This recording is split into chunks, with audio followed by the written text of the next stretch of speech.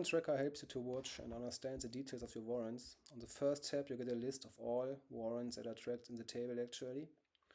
On the second, you get the details of them all, once in an iframe. You can scroll in, or here, I prefer this view in an own tab.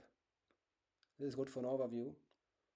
Mostly you just want to take a look at one of the development of one warrant, then you just pick the ISIN from here or the list on the first tab.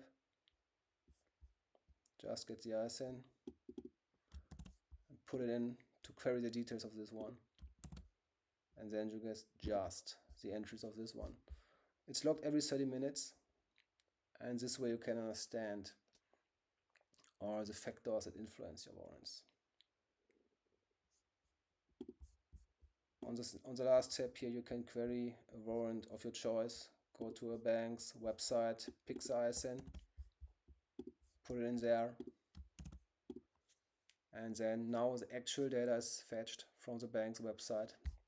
You see I queried this one several times today and 2 times last week. Use it, try it. It should help you to understand how your warrants develop.